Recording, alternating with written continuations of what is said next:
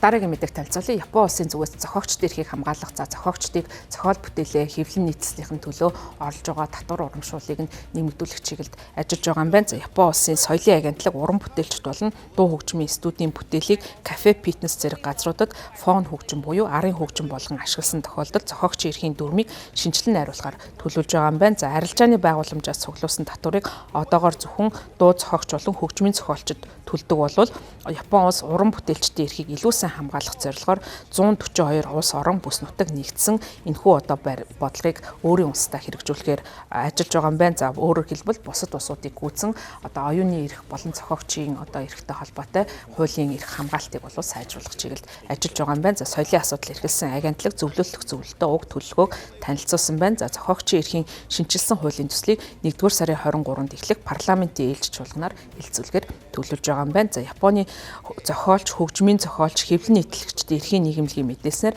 арилжааны байгууламжинд арын хөгжим буюу фон хөгжим байдлаар ашигласнаас цуглуулсан татварын хэмжээг одоогоор байгууллагын хэмжээнээс хамааран тодорхойлж байгаа юм байна. За тухайлах юм бол 500 орчим квадрат метр талбайтай дэлгүүр ойролцоогоор 6000 орчим йенийг төлж байгаа юм байна. За төлбөрийг зохиогчийн эрх эзэмшигчид буюу дуу зохиогч, хөгжмийн зохиолчид хуваарлдаг, дуучид, хөгжмийн зэмсэг зохиогчид мөн бичлэгийн студи зэрэг энэ уран бүтээлчд бол үүнээс ямар нэгэн хувь хэмжээ авах эрхгүй байдгийн байна. Тэгэхээр энэ байдал дээр бол зохицуултыг нэмж оруулахаар төлөвлөж байгаа юм байна. За зөвлөлд ирүүлсэн анхны тайланд уг агентлаг нь олон улсын бодлоготой уялдуулан уран бүтээлчдэд цалин хөлс олгохыг дэмжих зорилготойгоор энэхүү өөрчлөлтийг хийхээр болсон гэсэн байна. За түүнчлэн шинжилсэн найруулгын талаар олон нийтийн мэдлэгийг дээшлүүлэх жижиг бизнес эрхлэгчид учирч болох ажлыг харгалзан үүсгэхийн тулд 3 жил орчмын хугацаанд энэхүү бодлогоо хэрэгжүүлэх хугацааг шаардсан гэдгээ тайланд онцолсон байна. За энэ алхам нь бол entertainment салбарыг дэмжиж байгаа учраас